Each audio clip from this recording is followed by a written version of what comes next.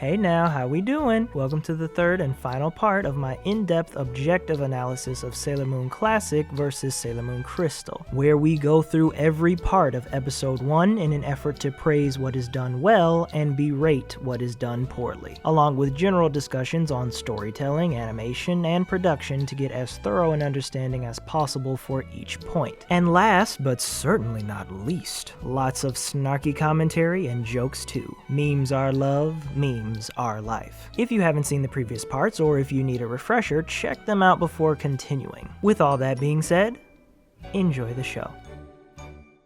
Alright, last scene of the episode. Let's finish strong. Turns out Morga was directly linked to the energy Jadeite held in his dark room, something I forgot to mention earlier. Jadeite has the ability to collect energy from others and gather it into a condensed orb with the help of a proxy, that is, his Yoma minions. If that sounds familiar, it should, because Dragon Ball's Spirit Bomb is similar in principle. The difference is this is taken from people without their knowledge or consent, and it isn't used as an attack. Missed opportunity? Perhaps. Jadeite's attitude toward his Yoma is pretty generic as well. As long as his underling is useful, he's placated. When they're not, he could care less about them. Typical bad guy attitude. I told you, there's not much character for Jadeite. He's pretty much a generic bad guy. He doesn't even have the pretty boy attitude to go with his pretty boy look. Missed opportunity, especially when I think about the other pretty boy villains in this series and how much personality and intrigue they have. Aside from Jadeite though, I'm glad Tuxedo Kamen compliments Usagi. It helps with establishing their relationship as the story goes on. If you don't think this is a big deal, understand that this is the first time Usagi has done anything remotely like this in her entire life. She almost died several times over. She openly admits to wanting to go home. She bawls her eyes out in front of him. Luna has to yell at her to attack Morga. Naru could have died. There's so many things that went wrong or very nearly went wrong, and if this was set in the Marvel or DC universe, most characters would point to this as a terrible first night of superheroing. Despite all of that, Tuxedo Kamen tells her, sincerely, that she did a good job. He also tells her he will remember this night before elegantly flinging his cape and disappearing from sight. Dramatic, but kind of fairy tale-like and cool. He also saved her from Morga just in time by throwing a magical rose right in front of her. Very heroic and romantic. He encouraged her in her time of need, and his cape flowed dramatically in the wind as the moonlight lit his back. He's a snappy dresser. We'll get into why that's relevant to Usagi's tastes later. He's tall, dark, handsome, and level-headed in a crisis. These are all good reasons why Usagi would go all hard eyes for Tuxedo Kamen. So there's nothing wrong with the love at first sight cliche here. Now hold it just a second, Saj, I hear someone saying. You just got done ranting about how terrible Crystal Usagi and Mamoru's love at first sight cliche was. Now you're praising classic Sailor Moon and Tuxedo Kamen's love at first sight cliche? Gotcha, you biased and hypocritical toxic man-child. Well, darn, I guess you got me on that one, except no,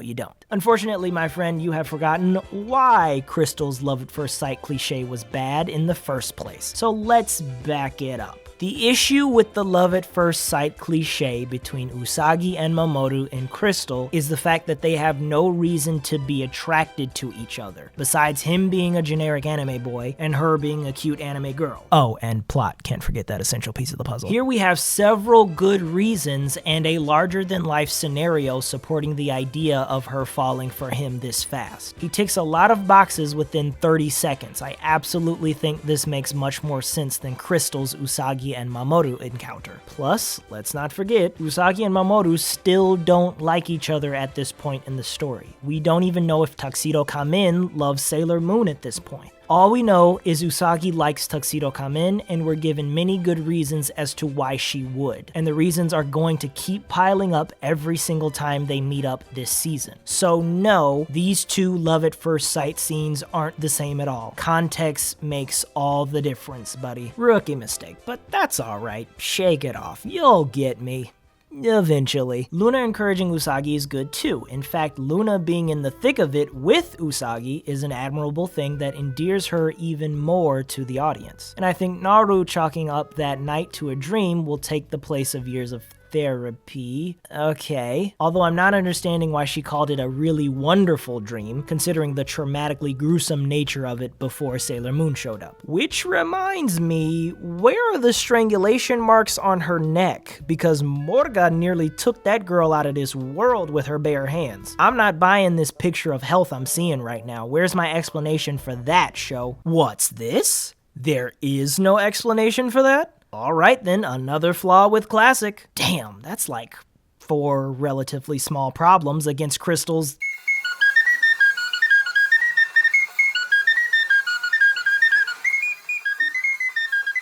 400 massive problems and 4,000 small problems. Man, Classic doesn't stand a chance, guys. I think it's great that she was conscious for Usagi's Oshokyo speech, which helps start the urban legend of Sailor Moon. It's sweet that Naru is Sailor Moon's first fan. And of course, ending on the joke that Usagi, who slept in too long without Sailor Senshi responsibilities, is now having the opposite problem of being sleepy in class. So perhaps she got to school on time this morning, but she's exhausted from the Morga fight, so she's still going to get in trouble for sleeping in class. She just can't catch a break. And that's the end of episode 1. A very special episode indeed. Phenomenally crafted in every regard, despite its shortcomings that I've already presented. It's hilarious, it's thrilling, it's thought-provoking, it sets up quite a few payoffs for later in the season, but above all, it's damn good entertainment. Truly excellent stuff, truly. Now on to the other end of the spectrum. Crystal's final scenes feature the same level of writing and production that they've been displaying this entire episode, i.e. petrifyingly awful. Once again, we have a Pikachu-faced reaction to killing a demon and watching it crust over and fall apart. That's what a normal person's reaction would be, sure. Tuxedo Kamen's dramatic exit is cringe-inducing melodrama and cliche-as-hell anime ridiculousness. You'll love to see it. Oop, this just came in the mail for you, Crystal. It's from everyone? Sounds important. Let me read it to you. Dear Crystal, putting sparkles and rosy stained glass frames around stuff does not make it more appealing or interesting. It makes us want to vomit blood through our eyeballs. So does Sailor Moon's reaction to Tuxedo Kamen's exit, we just want to die. This image is cursed, and so is your entire existence for making these horrendous choices. Seriously, just leave the rosy stained glass frames to the professionals, i.e. Revolutionary Girl Utena. Sincerely, everyone. Wow. Powerful stuff. Jadeite is somehow more bland and generic than he is in the classic scene. At least that Jadeite had some kind of appropriate reaction to his Yoma failing him. I'd take that over squinty-eyed, motivation-repeating, vacant expression Backstreet Boy reject over here. He's like a cardboard cutout in every scene he's in. I just can't. Also, where's the energy Morga gathered? It's in her hands 1 second and gone the next. Where's the gathered energy? Did she hide it behind the counter or something? Did Naru wake up and find this awkward, glowing sci-fi cylinder next to a pile of dust in the morning? Did she report it to the police? Did she think it was a lava lamp her mom was selling and leave it there? Did her mother think it was a lava lamp she was selling and leave it there? Or did Jadeite come and pick it up after Sailor Moon and Luna left, but before Naru and all the mind slaves woke back up? What's going on here? I have so many questions about the energy she stole, and they're just never gonna get answered, are they? No. You know, none of this would be a problem if Jadeite was always in possession of the stolen energy and it depended on Morga being alive to sustain it. I wonder who made that smart narrative choice. I don't know exactly.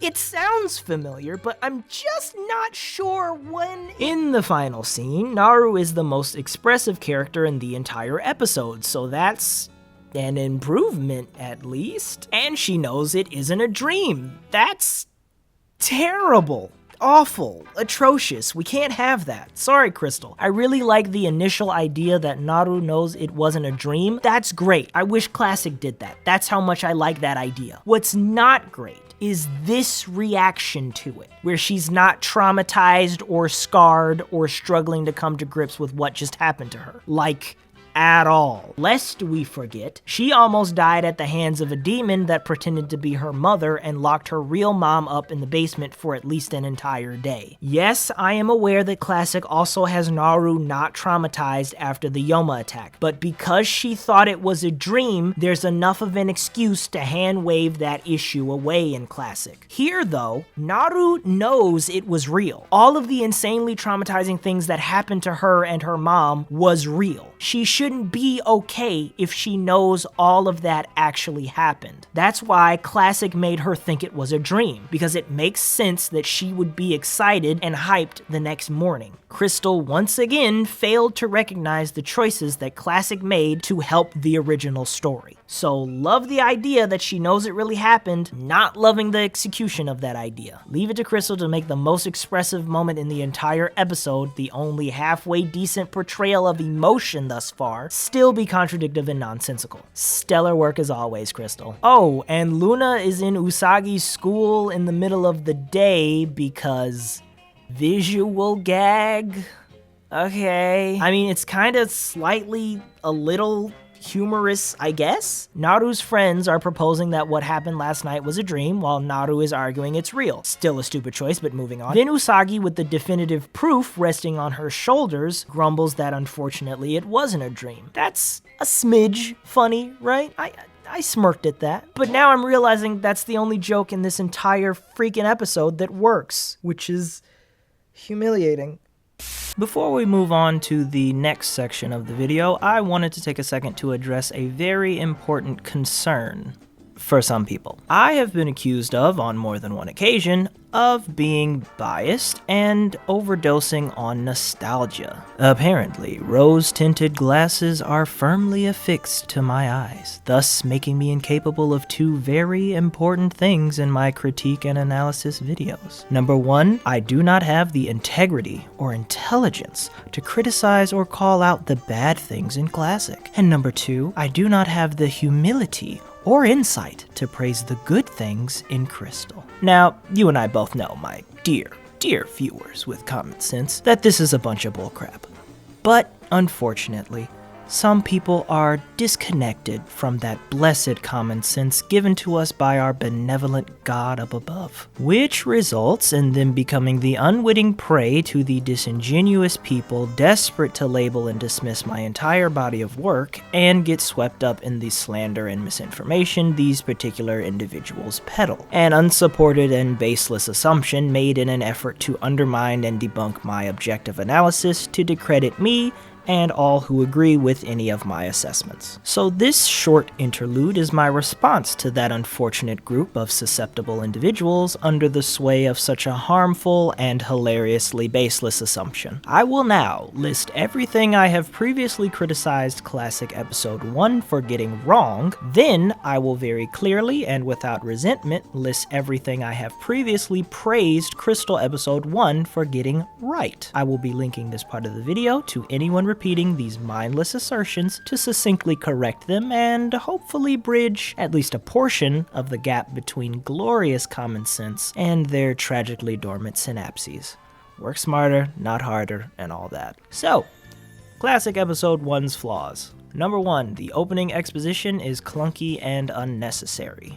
Number 2, Shingo, you're my little brother expository dialogue is also clunky and unnecessary. Number 3, the increased hearing and supersonic wave abilities never coming back except once way later in the series. That kind of really irritates me. Number 4, supersonic wave's inconsistency in the Morga fight, which is a pretty big deal because if it didn't work out exactly the way it worked out, then she probably would have died. So that's not great. Naru's lack of trauma, physical and mental, in the aftermath of the Morga confrontation, which that's a small thing, but it kinda is annoying for me. And now, Crystal Episode 1's pros, as in things it does correctly. Number 1, Usagi falling down the stairs while rushing shows, not tells, the audience that she is clumsy. Number 2, Ikuko reading a Sailor V article in the newspaper is good world building and introduces Sailor V before she becomes plot relevant in a subtle way. Number 3, Morga's dress when she impersonates Naru's mom looks neat. I like the design. Number 4, Naru being suspicious of the super discount sale is a good detail that builds up Morga's reveal later. Number 5, the Dark Kingdom introduction scene is short, succinct, mysterious, and vague, and that is all the compliments that I can give that scene.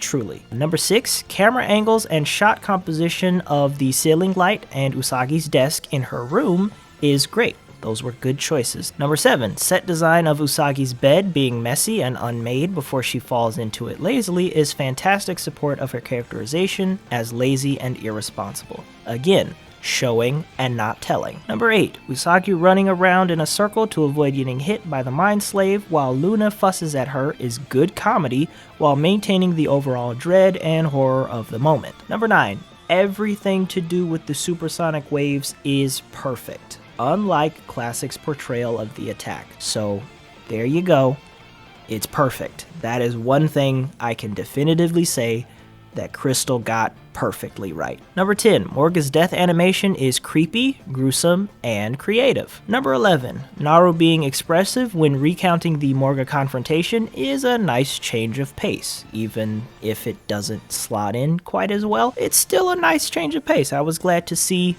clear expressions and, emotion on a character's face. It was nice. The visual gag of Luna being at Usagi's school the next morning is a smidge funny.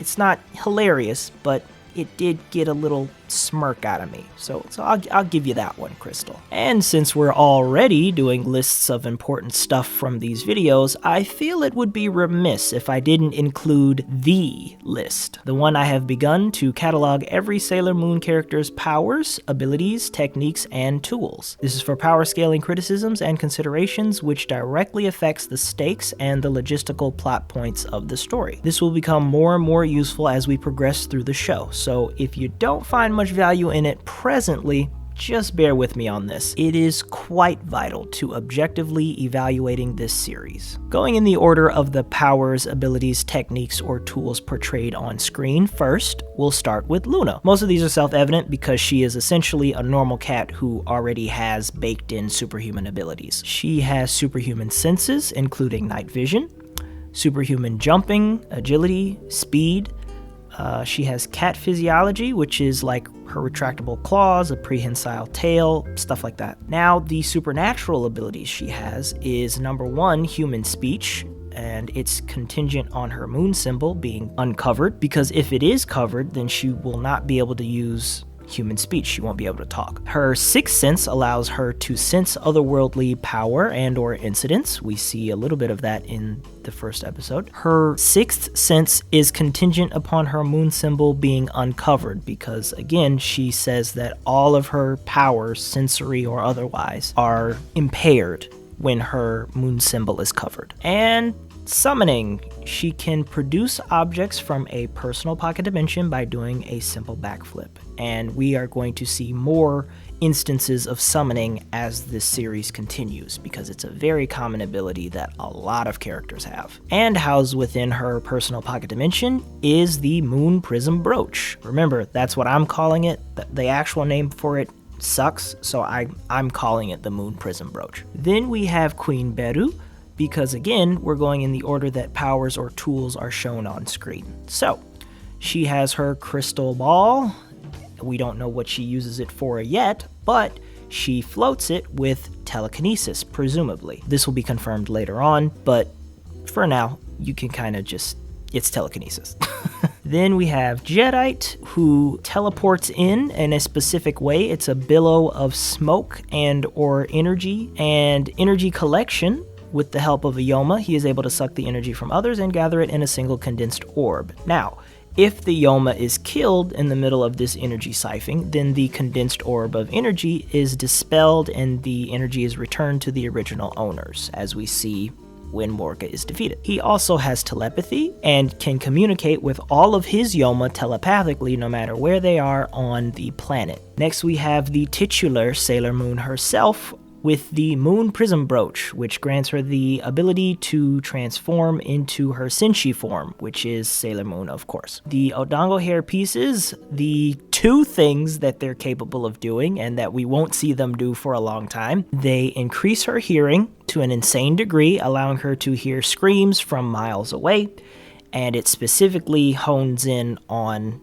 Naru's screams, so that's probably important as well. And the Supersonic Waves attack, where she cries desperately and her hair pieces amplify the sound into harmful waves directed at her enemies. Now, it is not clear how specifically and logistically this attack works, because again, she cries about twice before the actual attack activates, so, it's kind of dicey how that works, but basically, she cries, and the hair pieces will amplify those cries. If it's a serious enough cry, I guess. I don't know. Then, of course, she has her iconic Moon Tiara, which she uses for her Moon Tiara attack. Last but not least, we have Tuxedo Kamen, who, it's not confirmed this episode, but he summons a lot too. And he summons all of his roses that he uses because, they are magic roses that can pierce through stone, floor tiles, and, any other surface that he needs to pierce through, basically. And he uses these magic roses to distract enemies, giving his allies a chance to attack, which is what he does in episode 1, of course. Then we have his cape, makes its first appearance as well, but he doesn't use it for anything special, so I'm just making a note that he has a cape. We'll see if it does anything useful later. So there we have it. This list will grow with each episode and each new character that we are introduced to, so, just be ready to hear things added onto the list as we go, okay? Alright, back to the video. Okay, I've neglected it long enough. Let's talk about the music and sound design of these shows. This is something else I've briefly touched on in the Why You Should Watch vid, but this is the in-depth, exhaustive sequel to that, so I'll expound on it here. In the Why You Should Watch vid, I said that the music for Classic is fun, stylish, and distinctive, making each scene's tone clear and saturated, while Crystal's music is boring, bland, generic orchestrations that sound the same. Since completing that project and while researching for this video series, I have reassessed that judgment a bit. Yes, I can admit when I'm wrong about stuff I hate. Don't act so surprised. It's true, everyone. Your old pal Saj has made a misstep that he'd now like to correct if you'll let him. Crystal's music is not, in fact, just boring, bland, generic orchestrations that sound the same. It also has tonally dissonant tracks sprinkled around it that are anything but bland or boring. They're bizarre and hilarious, making the audience genuinely do a double take sometimes to see if they are indeed watching Sailor Moon and not a completely different genre of anime. I will say I was a bit more harsh towards Crystal's soundtrack than I should have been. Upon listening to it over again, I can fairly say that it's not all bad. In fact, some tracks are pretty dang good, I'll admit. But I've also got to admit something else much more important. I took the time during research and editing to give Classic soundtrack another listen, and something shocking happened. As good as I thought it was when I made the first video, as enamored as I was with each song, as much as I enjoyed and praised the music of Classic, I messed up. You see, dear viewers, I was wrong to shower praise and accolades on the soundtrack as much as I did. Because it wasn't enough praise and accolades. The Classic soundtrack is better than I originally thought. It's packed with extremely well composed and performed music of varying tones, genres, and complexities. And that really did surprise me when I listened to it this last time. Though I will admit, musical critique and examination isn't my strong suit, I still have some points to make about the difference in quality between the two soundtracks. So, to spare all of us the embarrassment of me going beyond my depth here, I'll keep it simple with some observations and comparisons like I have before. Going back to the scenes of Usagi rushing to school, let's review the tone and setting of the scene and why that's important. Classic and Crystal have identical vibes. It's chaotic, energetic, lively, panicky, and whimsical, simple, lighthearted, hustle and bustly. That's what we're going for, right? So if we're thinking of a song to use that perfectly captures all those feelings and is distinctive and enjoyable in its own right, what would come to mind? Well,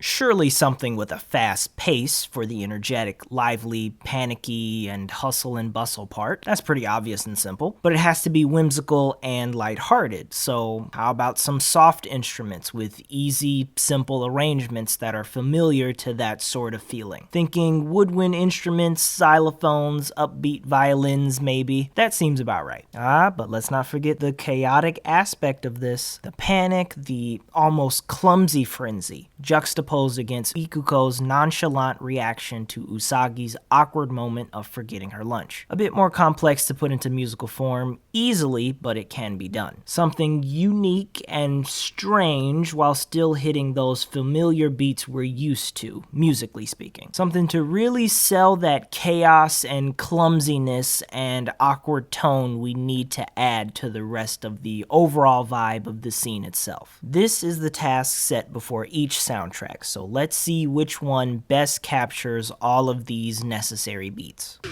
Now hit it!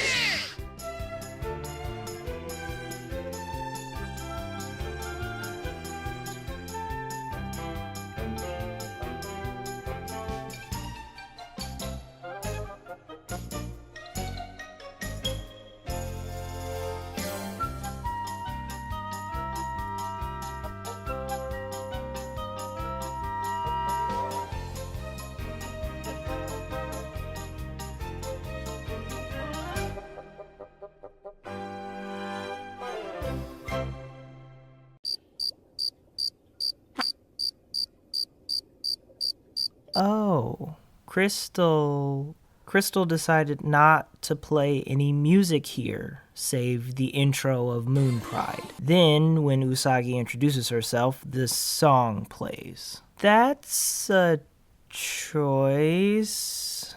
Classic decided to nail it right when the action begins. The crux of the scene is Usagi realizing she's late for school and must rush to get ready and hopefully make it to school on time. Every bit of the tone, every nuanced facet of it is covered by this one track. The different portions of the track also flow with the scene, most notably when Usagi peeks her head back into the kitchen to get her lunch, then quickly shoots to the front door where she rushes to put her shoes on and begin her trek to school. Notice how we have a quick moment where our instruments die down in preparation of woodwinds coming back in full force once we cut to the shot of Usagi rushing to the front door. There's a lull there where she has to stop and get her lunch amongst the chaos and frenetic energy of the morning routine being rushed through.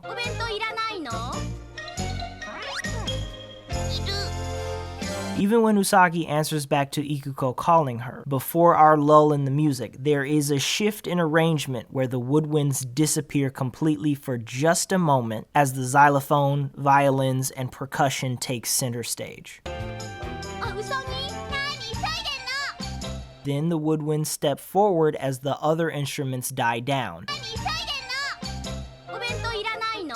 Then the xylophone, before we shift into the lull of tambourine, cymbals, and violins that snap up.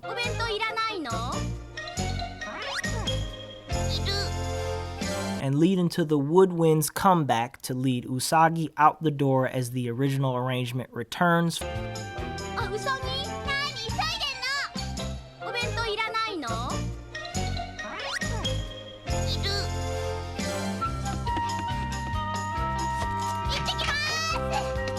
And then, before we get to Luna's scene, the music reaches a natural, whimsical end to coincide with Usagi running on the sidewalk, commenting on how tired she still feels, giving a sense of closure to that part of the scene as it references when the track began.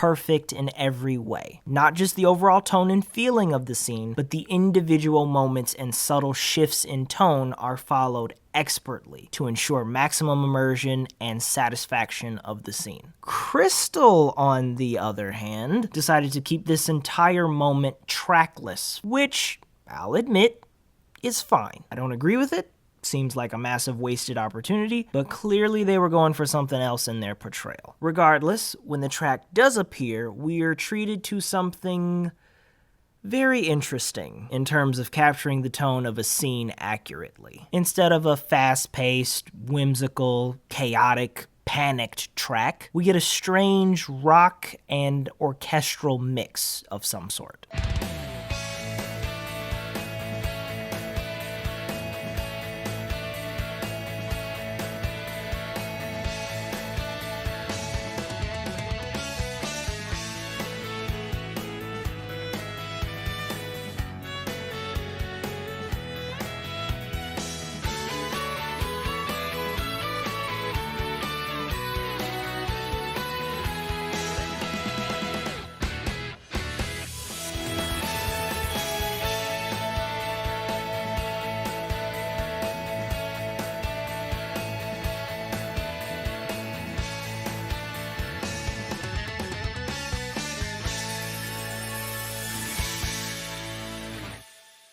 Definitely sells some of the energetic and whimsical nature of the scene. Heck, it even has the hustle and bustle feeling to it. I could imagine something like this playing in one of those stereotypical high school drama movies where the main character introduces themselves, the school, their town, etc. So, good job on that front, Crystal. However, the problems come in when you realize that's all this track captures for the scene's tone. It doesn't capture the chaoticness, the clumsiness, the awkwardness, the panic, nothing. It blankets over the scene just to give an overall hustle and bustle, sort of whimsical nature of this moment. But it doesn't even attempt to capture the multiple facets of emotion and feeling as they come up in the scene, such as Usagi tripping over Luna. There is absolutely no meaningful change in the orchestration whatsoever when that happens. The music gets a tad louder and the violin solo has ended at that point, but there is no meaning to draw from this minor fluctuation in the track. Aside from the fact that the music is rising in pitch as Usagi is falling,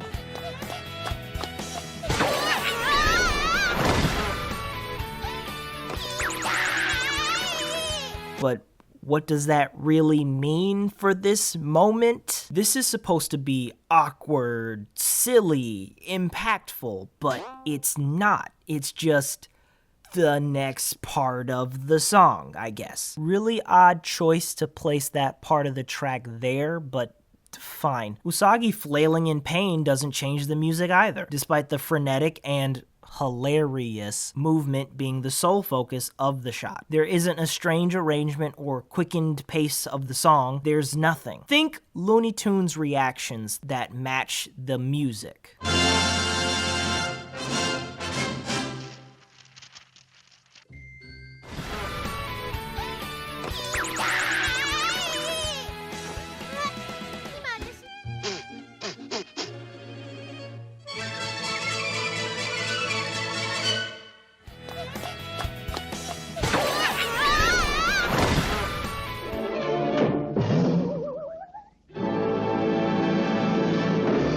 As I said with Luna, there's no atmospheric noise that plays up on the mystery or ominous shift in tone when the band-aid is removed. There is that tinkling, magic-y effect with the moon symbol's close-up to coincide with the dream sequence, so that's something at least. But I mean, look at how much is done in the classic scene, where the pulling off of the band-aid is given this dramatic, tone-shifting sha-na-na-na-na-na effect, followed by the creepy, wispy, otherworldly sounds that linger as Luna stares at Usagi, which in turn makes Usagi incredibly uncomfortable and shrink away. So much is being done with these sound effects that doesn't rely on a prior scene. It just perfectly captures a tone being portrayed in the present, as opposed to regular sound effects, then tinsel tinkle, then nothing. But Maybe you think that's not fair. There were various factors involved with each scene that makes them different. The musical choices are quite different, and one scene had no music for the specific moment that the other scene had music for. It's not fair. Well, alright. Let's take a look at another example. What about a short scene where music is used as an overlay to emphasize a bass tone or feeling for the entire sequence? A scene like our introduction to the Dark Kingdom, for example. For scenes like these, what are the feelings that need to be exemplified for the audience? Once again, Classic and Crystal scenes have identical tones: foreboding, ominous, and above all, sinister. A clear, mysterious, otherworldly nature, a fearful trepidation, a feeling of intimidation as well as intrigue. There's even a sense of power and authority to these scenes. Orders are being given without resistance of any kind. Control and dominance is clearly established with a tad of nobility or regality behind this dominance. Now, take a moment and think about what type of song reflects this tone clearly and precisely throughout. First and foremost, it would be slow-paced, maybe in a minor key, which by definition is more restrained and less jubilant than a major key. So it would capture a little of the foreboding, ominous, and maybe even intriguing feelings. We'd also need to tap into the sinister and intimidating emotion. So perhaps musical instruments that naturally evoke that feeling. Cello, low piano keys, synth keyboard, those come to mind. But a church organ and violins can also clearly give off that same vibe, as well as vocal accompaniment, specifically a foreboding choir. So Crystal's still in the clear. How about the mysterious, otherworldly intrigue? How would we fit that in with the rest? Well, you could have the choir for this too, but you wouldn't want them to pull double or triple duty if you can help it. However, it's possible for it to carry a track in terms of tone, I'll admit. Personally, I think some light string instruments like a harp or a lyre would be of use here, if not some woodwind instruments like clarinets or oboes, if not a low-toned flute. Now, the feeling of regal power and noble authority, that will be slightly tricky to fit into all of this. Again, choir could pull that off, maybe, but you don't want to put that much weight on the choir. The more you can do with instruments, the better. Power can often be expressed with precise, clear notes as well. From good orchestration alone, this feeling can come across regardless of the instruments we use.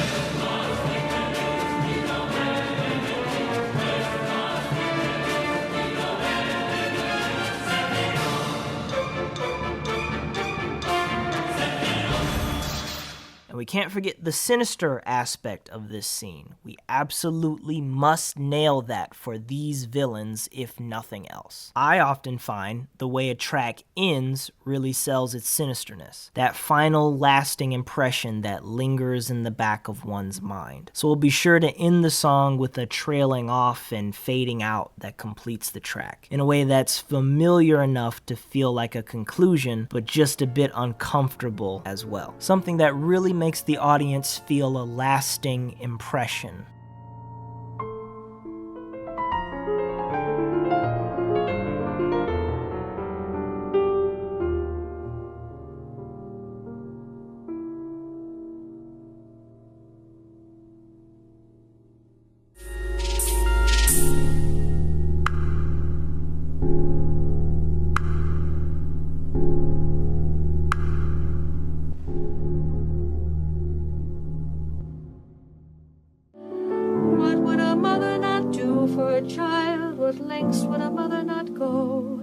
There's a bond that exists between mother and child. But then again, how would you know?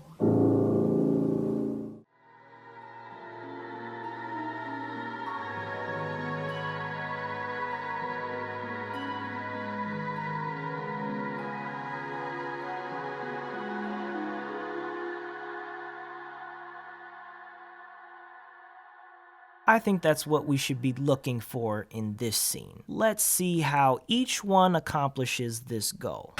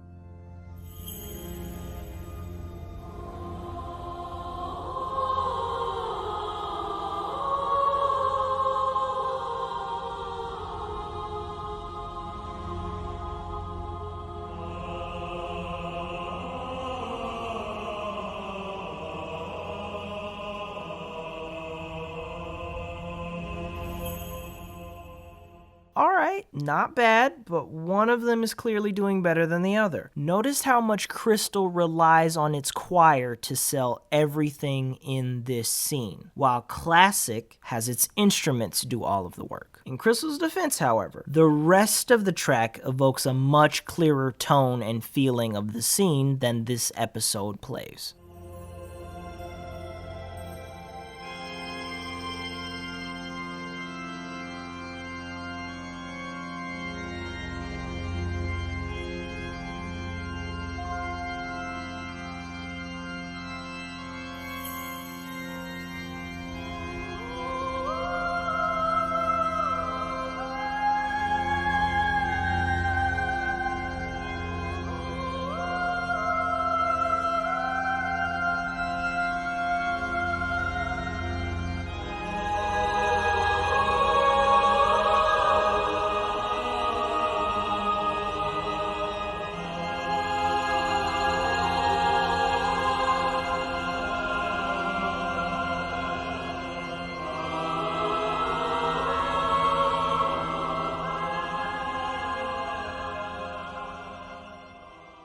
See how much more you get out of the whole thing than what's in this scene? Yeah, I don't know why they decided to cut all that out, but whatever. It's still not good because despite all of that being present in the track, Crystal's creators decided not to use it in the scene. Therefore, the scene suffers because it doesn't carry all of the tone and emotion of the track as clearly as it should, despite this track being capable of doing that. Meanwhile, we have Classic once again absolutely nailing it with the arrangement and choice in instruments. Right off the bat, we've got carefully placed, perfectly used piano, cello, and even a theremin, which is the instrument most closely associated with mysticism, ominous feelings, and of course, otherworldliness. It's used for many alien locations, earthbound or otherwise. I'll check this lab where the theremin music is coming from. Don't hurt me! The perfect instrument for a creepy, magical, otherworldly enemy, right? So already my expectations have been exceeded here. The arrangement itself is careful to fit each instrument where it won't block the other. Perfectly harmonized to emphasize the theremin without feeling solely dependent on it. Though it's clearly the star of the show, it's always supported by the low, ominous violins giving that bass line we need. Then the interjection of the piano is only to sharpen and heighten the notes the theremin is already playing.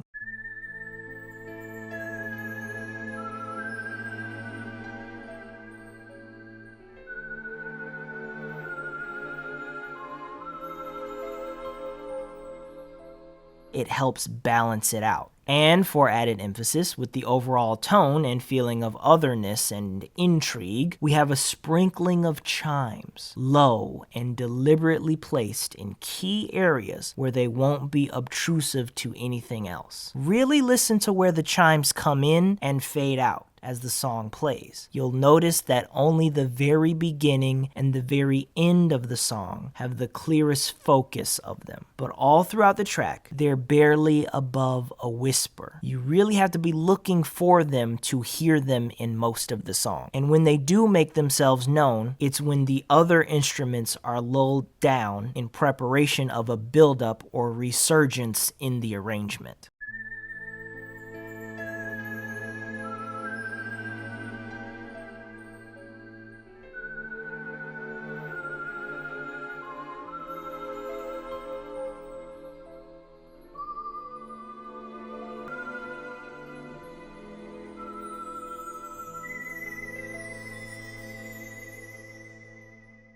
What's so masterful about this song is just how much is accomplished with so little. How every instrument is pulling double or triple duty together to create this specific mood that perfectly captures the scene and the Dark Kingdom as a whole. The violins have a regality and authority to them, while also being ominous and sinister, with the long holds of notes growing from quiet to loud and fading back out, like horror movies are wont to do with violins. The piano and theremin are working together to give a foreboding, intimidating, mysterious feeling, with the theremin giving it that clearly otherworldly presence and sinisterness we need. And of course, the chimes give the intrigue and the mystical alien nature a boost, capping it off with a familiar yet uncomfortable linger of notes as the song echoes to an end, solidifying the evil and ominous nature of the scene better than I would have hoped, because the ending keeps a lot more of the intrigue and regality than I assumed it could, leaving the audience with a bitter aftertaste when the scene ends. And that's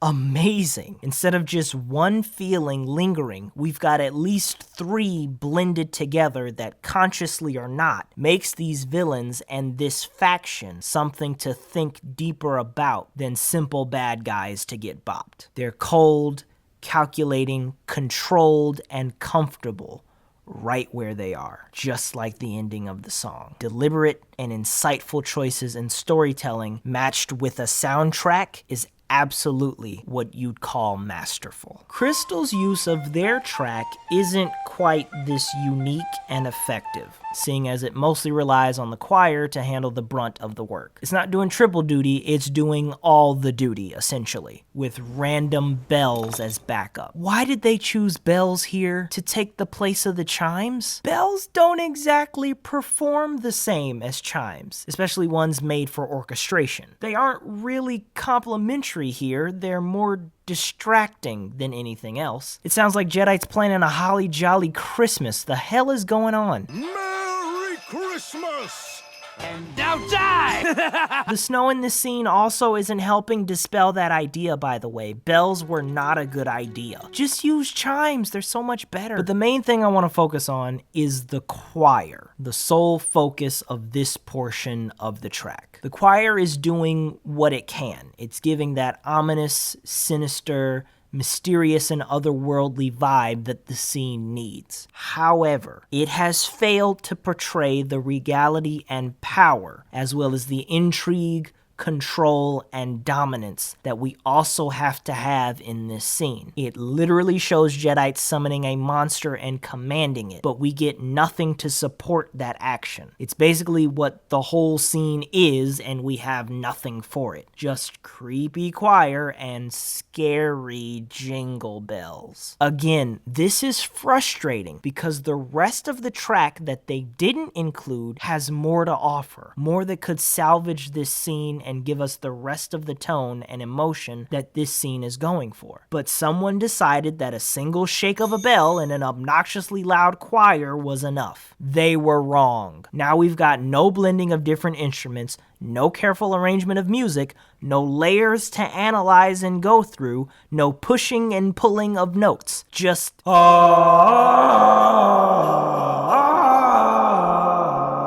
scary, scary, scary, scary.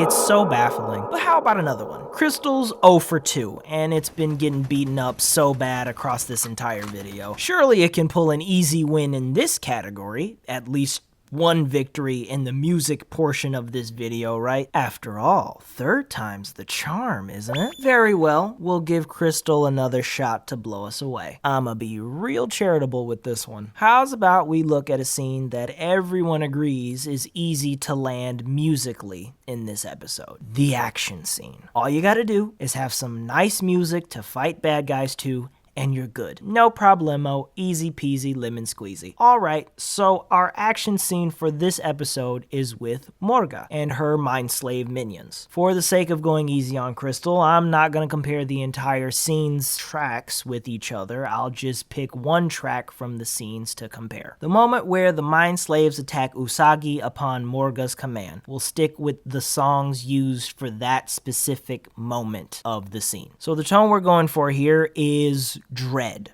fear, and apprehension to match Usagi's feelings in the scene. A sense of being overwhelmed and intimidated. But there's also a very clear comedic edge to this scene as well, evident by Crystal's decision to have Usagi run around in a circle away from the Mind Slave, and Classic's decision to have the fat Mind Slave from before dive for Usagi first. It's meant to be at least a little funny amongst the terror. And it's action, so we need to keep that in mind for the feeling as well. There needs to be excitement and energy. That's pretty much it for this sequence tone, so what can evoke these emotions? Well, we need a fast pace with some powerful instruments, probably guitars and drums to start, with whatever additional instruments providing unique and distinctive support. That'll convey the action and excitement pretty easily. You could use instruments of other tracks to help make it sound in line with the rest of the soundtrack, say violins, woodwinds, choir, bells, tambourines, whatever you want really. There's a lot of freedom with this one, which is why I picked it for this comparison. Next, we'll need to capture the dread, fear, and apprehension of the scene. So proper tuning of the guitars and usage of the drums will achieve that. Something powerful, guttural, and even ominous and dark, akin to death metal can work for this. Then there's the sense of terror, overwhelmingness, and intimidation, which is similar to dread, fear, and apprehension, but not quite the same. The other instruments that are supporting the guitars and drums can focus on these supplementary feelings in the scene. Once again, the arrangement is really all that's needed to achieve the proper tone here. Any instrument will do the trick so long as the song is written correctly.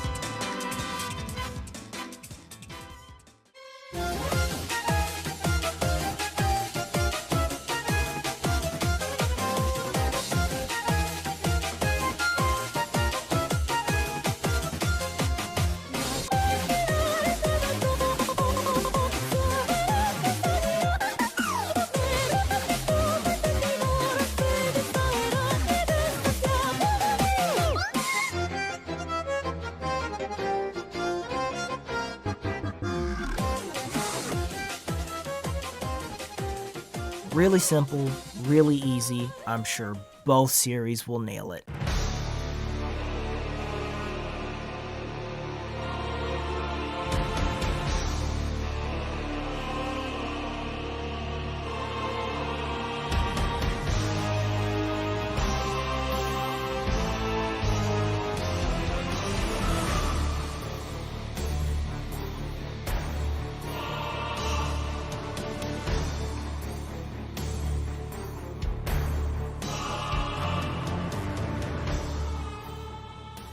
Yeah, see, there we go. Finally, Crystal nailed it for once. The mood of the guitar and drums is evocative of death metal, capturing the dread, action, fear, and energy that the scene is portraying. The church organ and choir is a nice touch to help keep with that otherworldly alien feeling that the Dark Kingdom has and overwhelmingness Usagi feels in the moment. We're missing the touch of comedy and levity that's present, which is especially odd since Crystal goes out of its way to really emphasize its moment of levity in this scene, but whatever. I'd even say that the particular moments in the track coincide with some of the actions in the scene. For example, notice the shift from intro to chorus when the Mind Slaves walk through the front door to face Sailor Moon. We get a firm start to the song proper as the Mind Slaves begin attacking Sailor Moon, with the intro as a sort of preparation and harbinger for their dreaded arrival.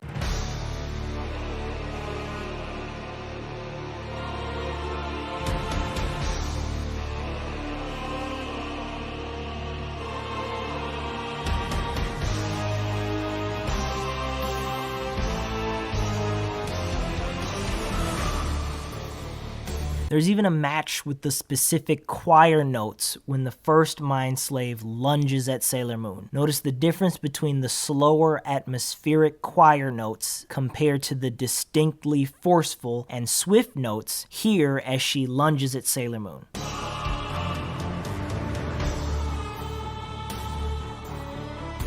Nice touch. Of course, the track fades out in the perfect spot, the notes building to a breaking point, which is Usagi crying her eyes out, and that turns into the unexpected supersonic waves that turns the tide completely and shifts the built-up tone of otherworldly dread, overwhelming apprehension, and dire straits.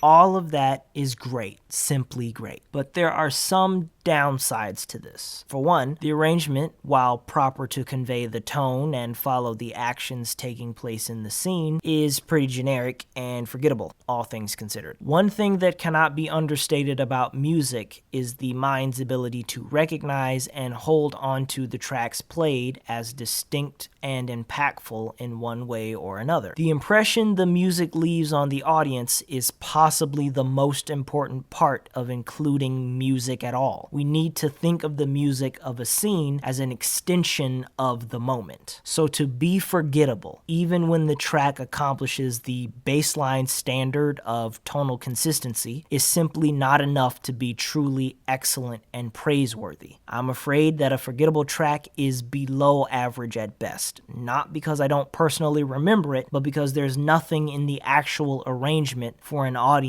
to latch onto. Think of it this way. If you eat a meal and forget what it tasted like the next day, how truly exceptional could that meal have been? Sure, it didn't make you sick, it wasn't raw or overcooked, it was seasoned properly, it did everything it was supposed to do. But the actual taste, the sensations, even the specific food that made up the meal is forgotten. So then, how good was it really? If nothing stood out about it, then how can it be praiseworthy? How can it be excellent? How can it be a meal you'd look forward to eating again? Well, it can't be, because you don't know what you just ate. So you can't look forward to it again in future because you can't even look back at it in the past. The same is true for music. If there's no lasting impression made, no memories to recall, nothing for the mind to latch onto and savor after you've listened to it, then it's fallen flat. Even though it's done pretty much everything properly, it's accounted for most of the emotions in the scene it portrays, it's performed competently, it's timed with certain events in the sequence competently, it rises and falls competently, but it doesn't do anything beyond a baseline. So it's easily forgotten or even mistaken for another track entirely. And that's a huge problem with how the song is written, because it's written like bland orchestration with some generic death metal overtones. That's it. Serviceable, but not at all memorable or creative or distinctive. If the song was written in a creative, distinctive, and thoughtful way, it wouldn't be forgettable. Some parts of it would be memorable, at least. The performance could be less than stellar, the instruments could be the least fitting to the scene, but if the written musical arrangement was well developed, creative, and unique, then it would still be memorable. It would be above average at the very least. But this wasn't. And no matter how well you perform a bland and uninspired song, it will still be forgettable and generic, because the core of it, the base of it, is just subpar. So yes, the music conveys the correct things and even matches some actions and direction in the scene, but it's just fundamentally uninspired and generic. So it can only ever be serviceable, not memorable or remarkable. But decent job, Crystal, I guess. Let's see how classic measures up.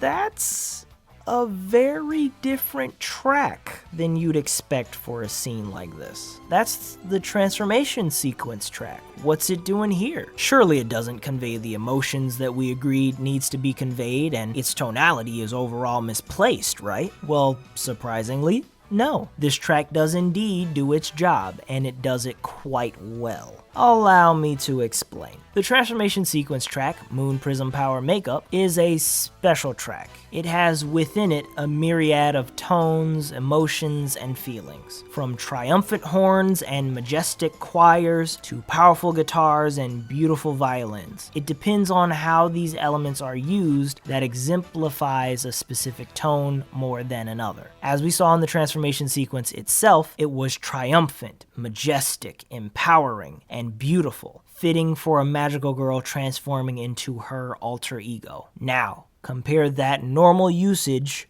to this one. Notice the key difference in the beginning of the track.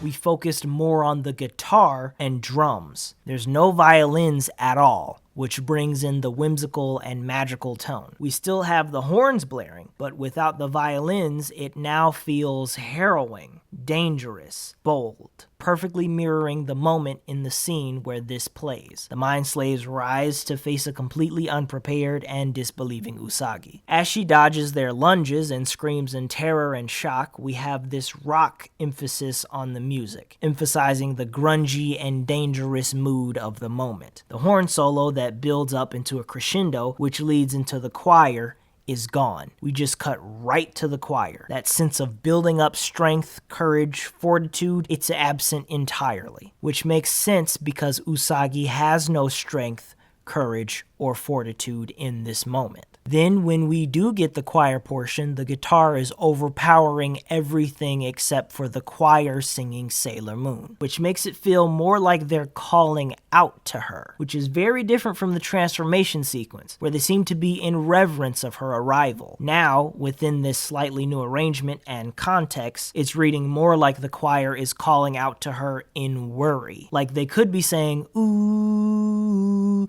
be careful, Sailor Moon," instead of "Ooh, here comes our hero Sailor Moon." And that fits so well with the moment where this is placed, because that's when the broken beer bottle mind slave appears to try and stab Usagi. That especially brutal and shocking moment is given this warning call. "Ooh, look out, Sailor Moon." Then boom, beer bottle just misses her. It's a subtle change, but it really does mean a lot with just that small tweak. The overpowering guitar and drums giving it more of a rock and roll element makes the choir feel like they're in a different mood altogether. Clearly, this was intentional. Now, when we're done with the choir portion, we're right back to the beginning with just horns, guitar, and drums. Right back to the powerful, intimidating, rock and roll feel. We've stripped away the whimsy and the magic and the majesty. It's right back to the rough and terrifying reality of the situation that cued the music in the first place. So that's paired with the opening shot of the sequence, Morga looming over her army of mind slaves, all staring and closing in on Sailor Moon. She's still just as helpless and out of her depth as the beginning of this sequence, but now it's a solid fact. We know she's doomed. Luna knows she's doomed if she doesn't fight, and she knows she's doomed because she can't fight. It's a nice bookend to the entire action sequence. Instead of arriving at the satisfying and empowering conclusion of the transformation song with the crescendo of violins that carries us into the finality of the horns blaring their last note, we shift into all new territory. This electrifyingly sinister guitar riff with a foreboding and creeping bass to emphasize the terror and imminent death looming closer to Sailor Moon.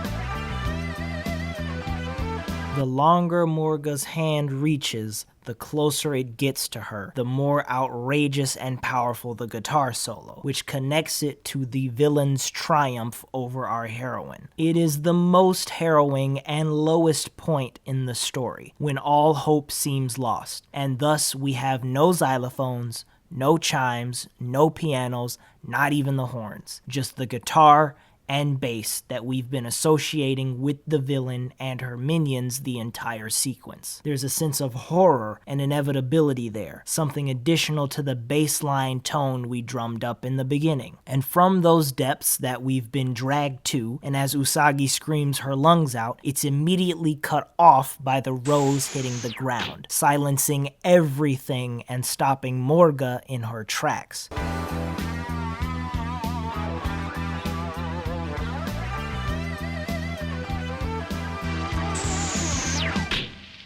Which gives the entire scene a sharp pause and turn to a different track, Tuxedo Kamen's theme, which I won't get into. I promised I'd leave it at one track, and I will.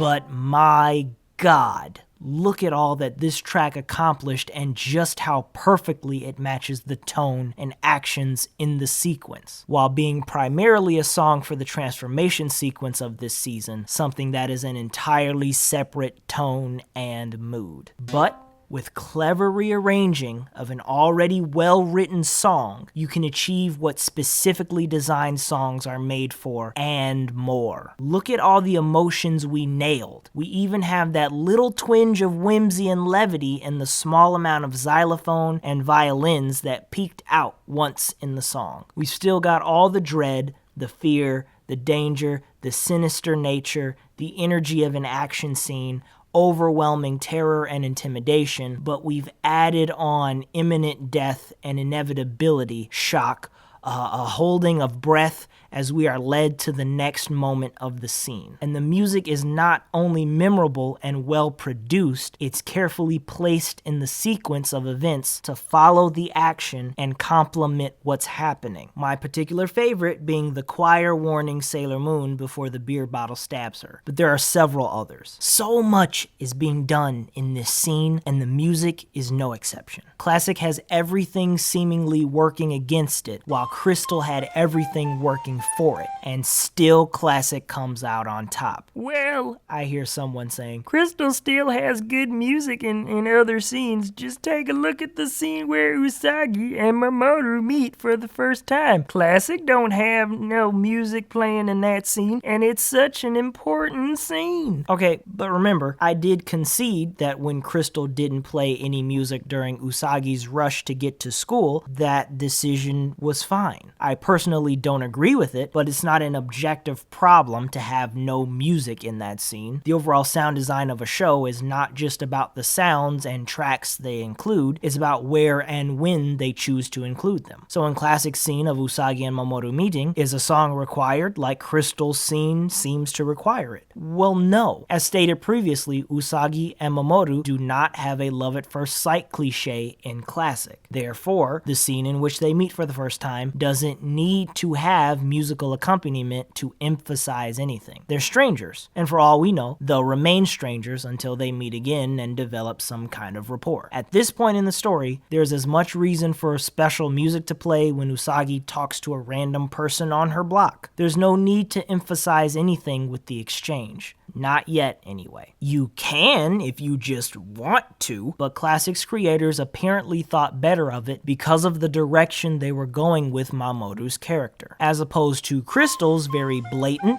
very clunky, very cliche intent with Mamoru's character. So no, not having music in this scene is fine, and indicative of what Mamoru means to Usagi during this episode. Try again. But what about the song during the dream sequence? And the arcade? Those scenes shouldn't even exist in this episode, so it doesn't really matter if the music fits those scenes if they don't fit the episode, especially that damn dream sequence. Don't worry though, we'll go over that arcade scene next episode.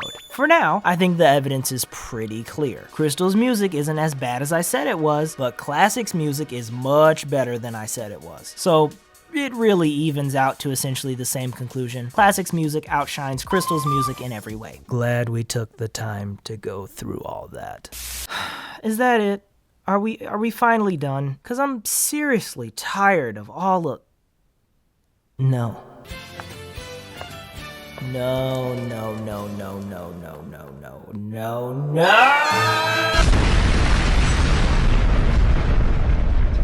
There it is. There it is. It's the writer's priorities finally revealed. No more perpetrating, no more pretending, no more subtlety. Not like there was a whole lot of that before now anyway, but it's point blank in your face now, baby. This is what's important to the writers of Crystal. Getting to the Sailor Senshi reveals and pushing the plot forward as fast as possible so we can get to the good stuff. The flashy, overblown, cliche anime nonsense that most people think of when they hear Sailor Moon. Here's why that's discomforting. Sailor Moon's big bombastic set pieces and dramatic climaxes that are amazing and hype and all the things we love are not the end-all be-all of the series. It's just one part of it. It's not the good part where everything else needs to happen out of reluctant obligation or something. There is no part like that in this series. All of it is the good part. It's not like Godzilla, where the human drama is the dumb part that they keep putting in for some reason when all anyone wants to see are the giant kaiju fights at the very end. The joy is in the journey. It's getting to see every step these characters take as their lives change, their world changes, and they choose to change in response. It's all about settling in and getting familiar with this world, these themes, the different events that make up the plot, but most importantly, these characters. There is no skip this boring part to get to the good stuff, because all of it is the good stuff. All of it is important, and all of it should be well-crafted storytelling. So when you're given a lazy production, a rushed script, undeveloped characters, plots, and themes, uninspired camera work, scene framing, and animation, but there's significant time dedicated to action or dream sequences or cameos or teasers, it's a clear omen, a harbinger of the things to come, and a look into the priorities of the people working on the show. Their priority is not Usagi's life outside of Sailor Senshi stuff. It's not the world this story takes place in. It's not these characters that are supposed to be important to Usagi's life. It's not how the villains operate or what their motivations are or who they are as people. It's not about entertaining the audience with every scene. It's not about creating a visually striking and unique show. It's not about taking every shot and trying your best to make it the most interesting and engaging shot it can possibly be. It's not about conveying the proper emotion or mood for each scene. It's not about crafting setups with multiple payoffs far into the future of the series. It's not about exploring thematic questions or ideas relevant to the characters or the audience. It's not about writing well-developed jokes to keep the audience entertained and endeared to the characters. No. It's about skipping to the flashy, overblown, cliche anime nonsense that most people instantly think of when they hear Sailor Moon. It's about the other Senshi being introduced. It's about all the powers and the moves they can do. It's about the inconsequential details of each Senshi's design being manga accurate. It's about the space plot. It's about the big laser beams and explosions. It's about Usagi kissing Mamoru because OMG anime love. And with that mindset, you get mortifying episodes like Crystal Episode 1, instead of high-quality, unforgettable, passionate masterpieces like classic Episode 1. Crystal is an unforgivable and unseemly mess that is both perplexing and insulting simultaneously. It barely does a single thing right, and when it does those few things right, they're barely above middling. On the whole, there's scarcely any development of anything. There's no style, there's no flair, there's very little energy or expression, and the plot just unfolds haphazardly with no discernible logic or consistency as the driving force. It's just bewildering drivel here, hot sweaty nonsense over there, and now we're doing some ridiculousness over here. Oh hey, look at that, the hero won and the villains lost and hearts went doki doki, woo! Anyway, Sailor Mercury's coming. Don't you want to watch the next episode? No! Crystal fans, I genuinely don't see how there could be any debate here, but if you got some defenses for this garbage, go ahead. Just please understand, saying, well, I liked it, and it's my favorite thing though, and this is my childhood/personal attachment to it. You can't invalidate my feelings, and you're mean and toxic because you've said something negative about this thing I like, and it's accurate to the manga though, so that means it's good, are not arguments.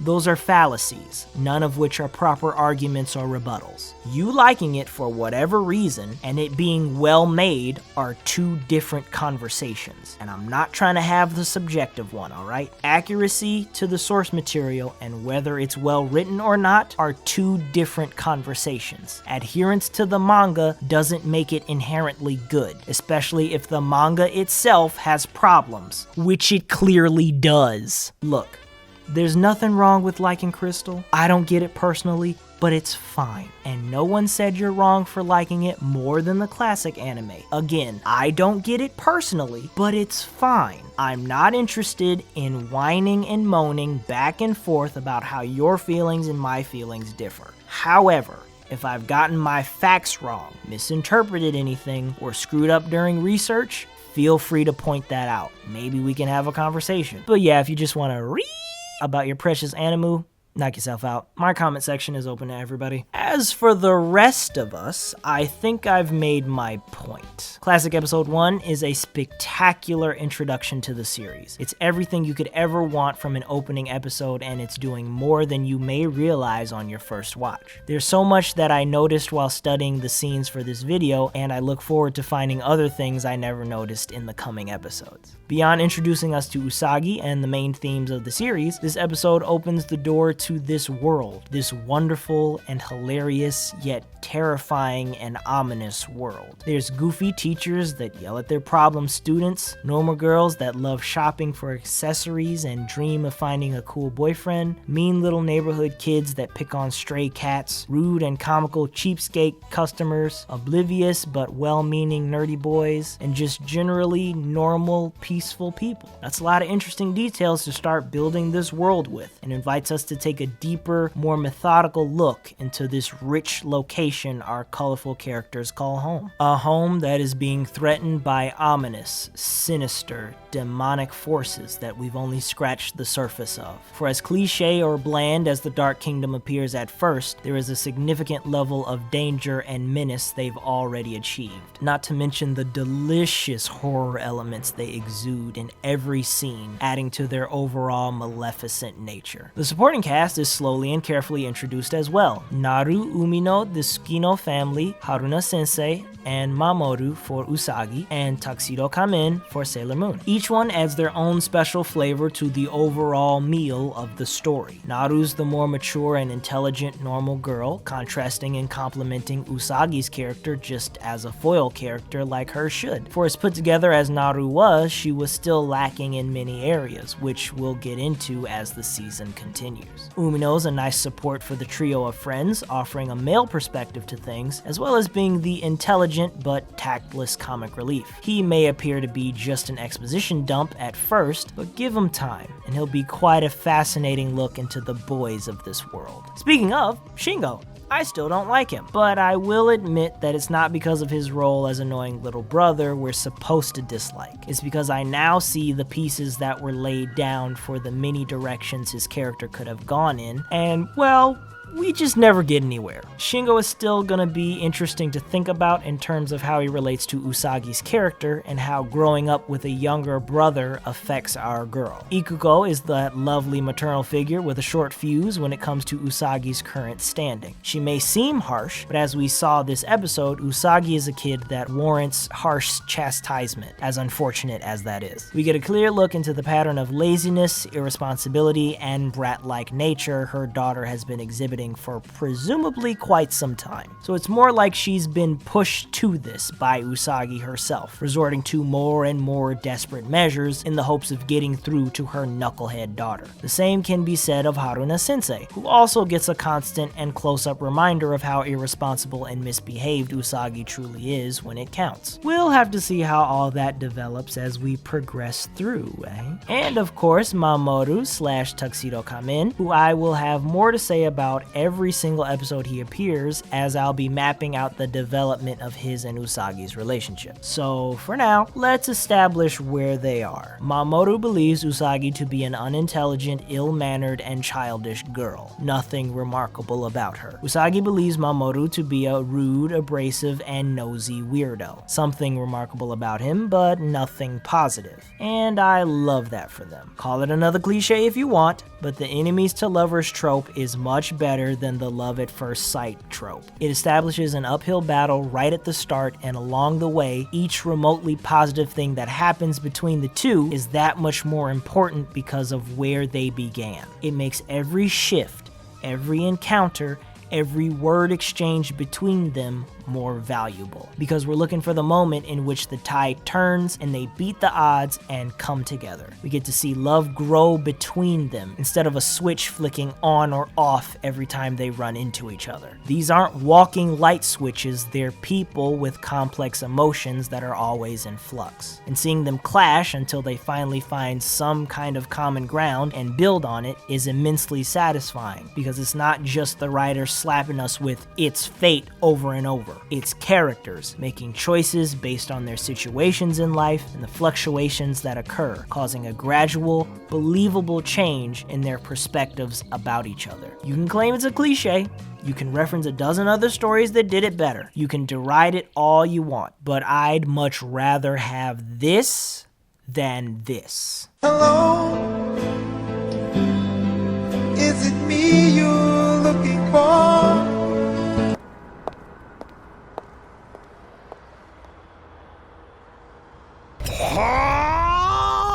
The best part about this, though, is the fact that they are head over heels for each other's alter egos, the best parts of themselves. It's their normal selves, the worst parts of themselves, that they must learn to love, which is a nice segue into the many themes of the show.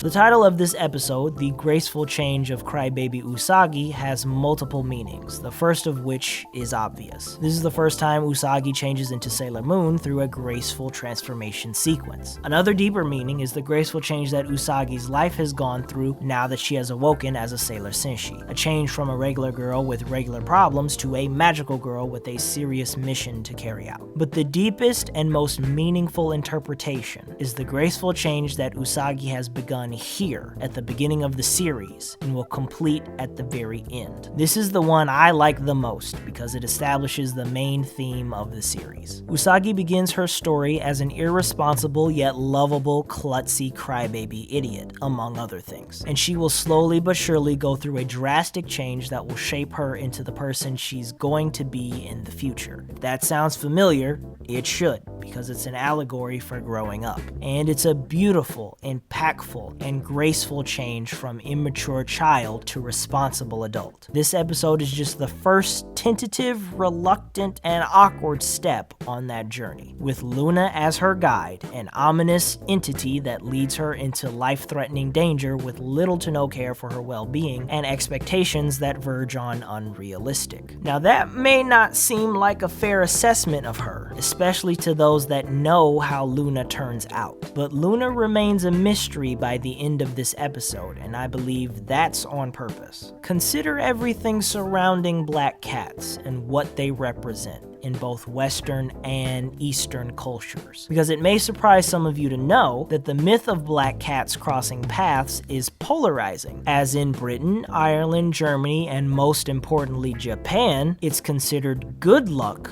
to encounter a black cat during your travels. But in America and India, it's considered bad luck and an omen of misfortune. The question is, which culture was considered when crafting the character of Luna? Well, it's not as simple as that. The reason why these cultures have the myths and superstitions about cats is because of how those cultures saw cats symbolically. Their perspective determined the nature of black cats in their lives. In Japan specifically, black cats were seen as being able to ward off evil. This idea possibly started because of their good night vision, and dark color was thought to allow them to move about freely at night. According to folklore, there is a tale of a samurai who sought refuge from the rain under a tree and was guided by a black cat to a nearby temple. This incident was interpreted as a sign of good fortune, solidifying the positive association with black cats in Japanese society. Mythical creatures like the Nekomata, a cat with a forked tail, were believed to be spiritual guardians and protectors of households. They were called lucky cats and not only kept as pets but also used as a color for maneki neko, or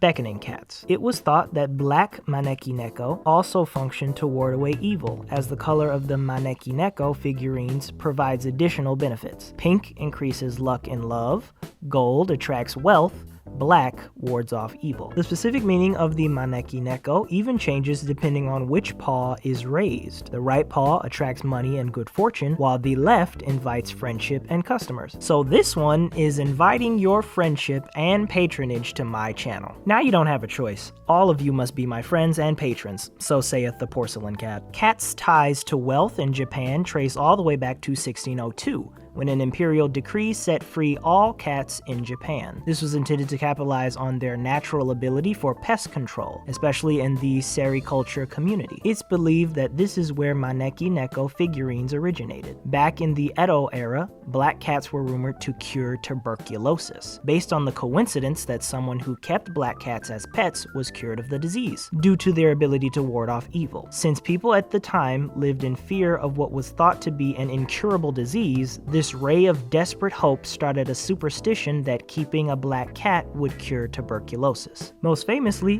Okita Soji, a captain of the Shisen Gumi, is said to have kept a black cat in the hopes that it would cure his own tuberculosis. It didn't quite work out that way. Another common superstition about black cats in Japan that is relevant to Sailor Moon is the belief that black cats are a lucky sign for those looking for love. In Japan, single women who own them are thought to attract more suitors. While it doesn't speak specifically to black cats, studies have shown that owning a pet can help with interpersonal relationships. One survey found that 63% of respondents said they were very likely to date a pet owner. So Usagi really lucked out with meeting Luna, huh? Meanwhile, in the English Midlands of Britain, black cats are also considered to be great wedding gifts, as they're believed to bring good luck and happiness to the bride. It's also said that newlyweds with a black cat in their home are destined for a long, happy life together. Aw, isn't that sweet? But of course, black cats in other regions of Europe and North America got a bad rap thanks to their connection to witchcraft and the occult. Pope Gregory IX officially decreed in the 13th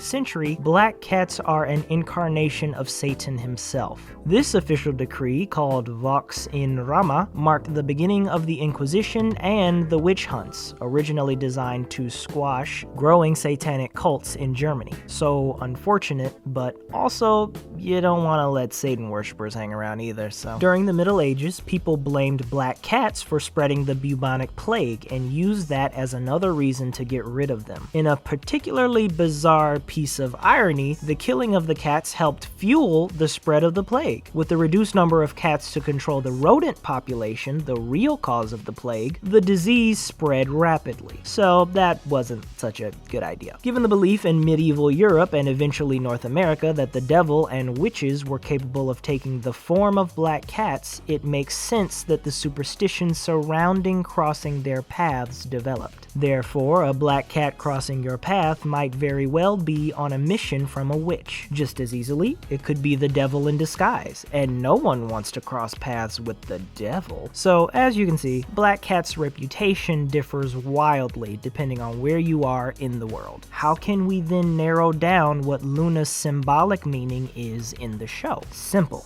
We don't limit her to one culture. Depending on the perspective, she could be an angel or a devil, and that's what makes this so fascinating. As Inbal Hanigman, a famous psychic, brilliantly puts it, a black cat symbolizes mystery and secrecy. To those fearful of mysteries, the black cat may represent evil, but lovers of mysteries, magic, and the arts love that aspect of the cat symbolism. In that way, black cat's meaning is subjective. For someone as flawed and immature as Usagi in this episode, is it any wonder that she would view Luna, a black cat, in this ominous way? Perspective is everything, and with our perspective locked into Usagi's, we get this foreboding and ominous introduction to Luna. The creators are trying to paint her in a very particular light for the beginning of her arc and the symbolic relationship she has with Usagi. Think about it. What does Usagi really know about Luna at the end of this episode? We already see that Luna has kept information from her that she could have easily told her earlier. In the case of Moon Tiara Action, her withholding that information endangered Usagi's life, and Luna doesn't appear to recognize that as an issue. Luna doesn't open up to Usagi as a person this episode either. Her personality is on full display, but she doesn't tell Usagi who she is or why she's been tasked with her mission to awaken the Senshi. She doesn't tell Usagi where she's from, if there's more of her kind out there, what her relationship to the all-important princess is. She doesn't even tell Usagi why she's named her new identity Sailor Moon. Think about that. Luna does not explain the significance of her moon symbol beyond the abilities it grants her, nor the significance of the title Sailor Moon, nor any details of the Dark Kingdom's history or infrastructure. Nothing. Luna gives her the bare minimum and sometimes even less, and we get nothing in the way of why she has chosen to keep Usagi in the dark, when she's the only person that we know of that Luna can work with to complete their vital mission. Interesting to say the least, right? Pay very close attention to all the sinister and foreboding details added to her appearances in this and the coming episodes of this arc. It'll be much clearer as we go. But for now, just know that Luna, in essence, represents the mystery of adulthood and maturity, a higher calling to responsibility and the tough job being an adult entails. Luna's entire foreboding and ominous vibe this episode, and this arc even, is to highlight Usagi's fear and reluctance to growing up.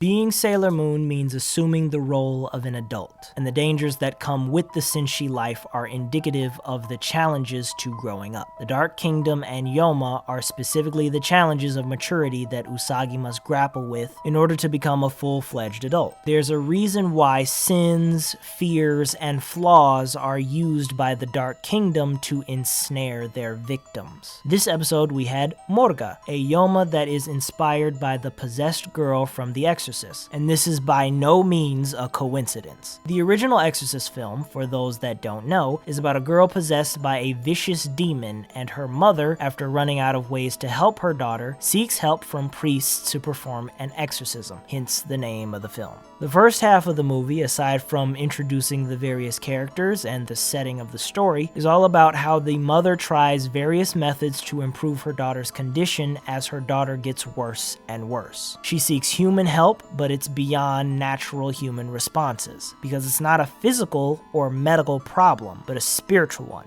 And as soon as the mother accepts this, she goes to the priests for help. And the priests try to perform the exorcism and save the girl. However, despite their prayers and blessings, they themselves are fallible and ill-equipped to defeat the demon on their own, and thus become the demon's prey, in the form of the possessed girl lashing out at them. One of the priests recognizes his fallibility, overcomes it, and thus activates a power he didn't know he had, the ability to take the demon into himself, and through sacrificing his life, save the girl. A decision necessary for the girl to be free of the demon, which means she now has the ability to go on with her life, to grow up, instead of dying at the hands of this demon in her adolescence. In Sailor Moon, we have two possessions, a literal one and a metaphorical one. Morga is a demon that literally possesses the identity of Naru's mom, and she became a bigger and bigger threat to the world the longer she remained Naru's mom. As her power grew, her form was revealed as a grotesque, demonic version of Naru's mom, dropping all pretenses. Naru seeks human help, but it's beyond natural human responses. It's a mystical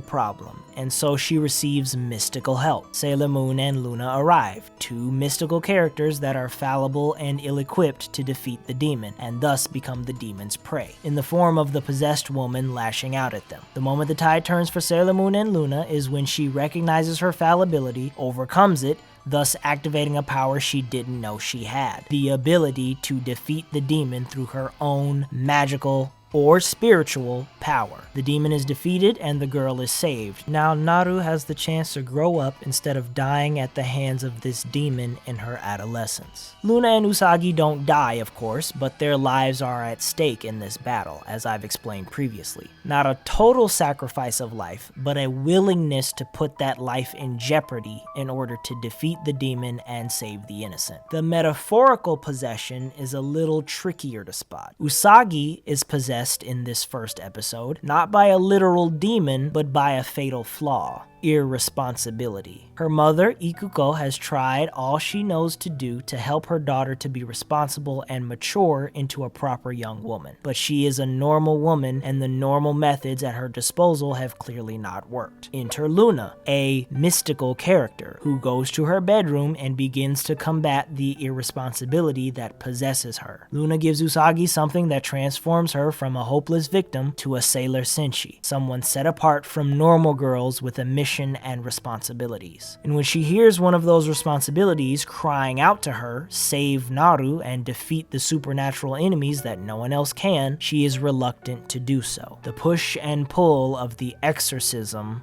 begins. The fight between maturity and immaturity, responsibility and irresponsibility. The height of immaturity is when she cries about wanting to go home and why this has to happen to her. The selfish and irresponsible nature of Usagi reigning over the power and responsibility of Sailor Moon. Through giving in to this fatal flaw, her demon, she furthers the suffering of everyone around her and nearly gets herself killed, showing just how dangerous and self-destructive irresponsibility and immaturity is. It's only when Tuxedo Kamen, another spiritual / mystical character, comes to her aid and encourages her to do something to solve her predicament instead of sitting there pitying herself. It's a very interesting moment, but notice what is specifically said. Tuxedo Kamen says, "Crying isn't going to solve anything, Sailor Moon." And Usagi in response says, "But I," and starts crying, which activates the supersonic waves attack. Usagi isn't able to finish the protest. She simply cries, which activates the supersonic waves. This could be interpreted as her recognizing her demon and understanding she has to overcome it. And that will be a daunting task, but now she understands it's something she needs to do in order to survive to adulthood. And it's this internal understanding that activates the supersonic waves, which was my issue with this scene before, if you recall. Earlier, when I joked and said that Tuxedo Kamen was wrong about the crying thing, I was being facetious. Crying did something, it just didn't solve anything. Morga wasn't defeated. As soon as the attack stopped, she would have recovered and resumed her attempt at killing Usagi. Maybe even the Mind Slaves would have been woken back up, who knows? Crying didn't solve anything.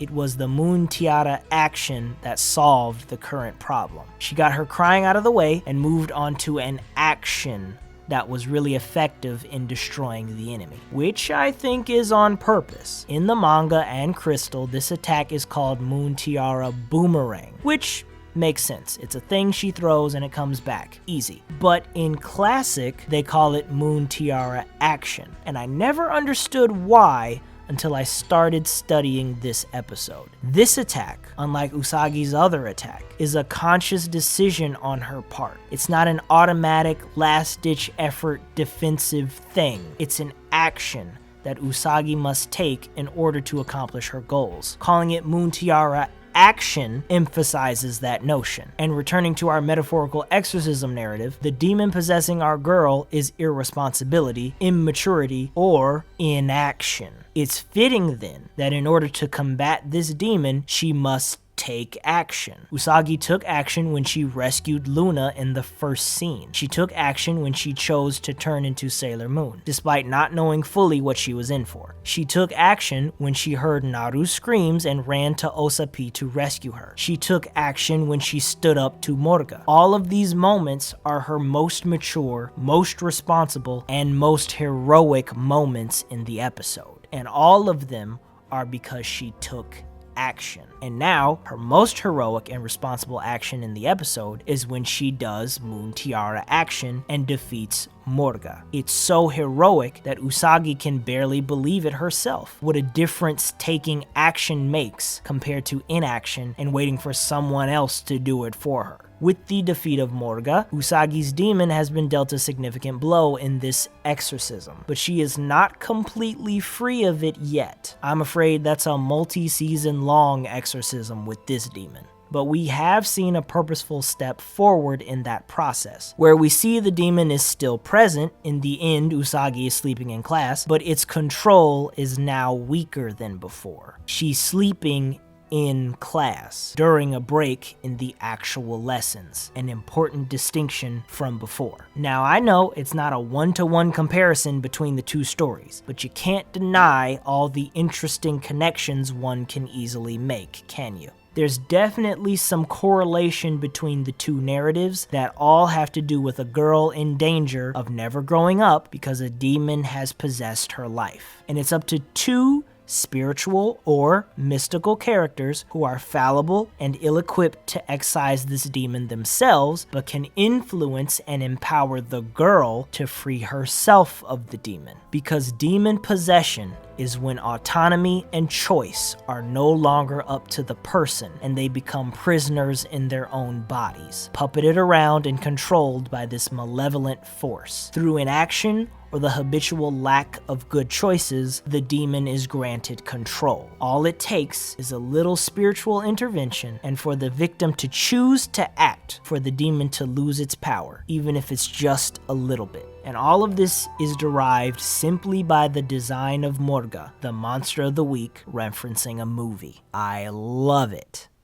And that does it for episode 1's analysis, the first episode of season 1, the first episode of the first arc of the series. This first arc, which I call the Jedi arc for obvious reasons, is 13 episodes long. And man, oh man, is there a lot going on in them, much more than I thought before starting this series. While there are a couple clunky episodes in the mix, these are some of the most memorable episodes in this series, while establishing a foundation and foreshadowing many things to come. Themes, plot points, and character developments that simply don't work if you don't have this story arc. The things touched upon in this arc are gonna come back in major ways, not just this season, but in the coming seasons as well. I would love to continue into this season with you guys as soon as possible.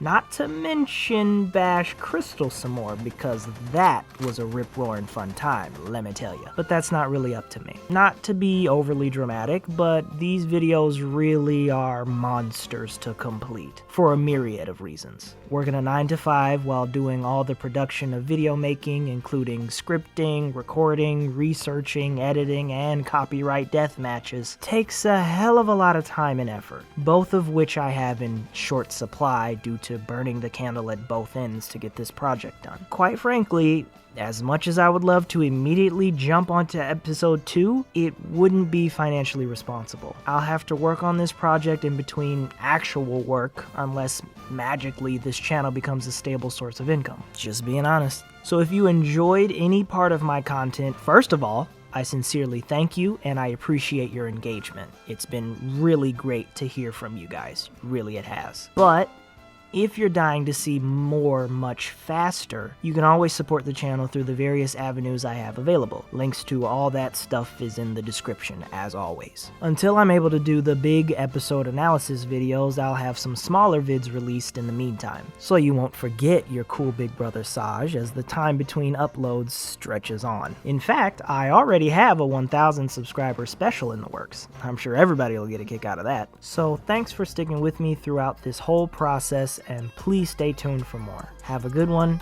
I'll see you next video.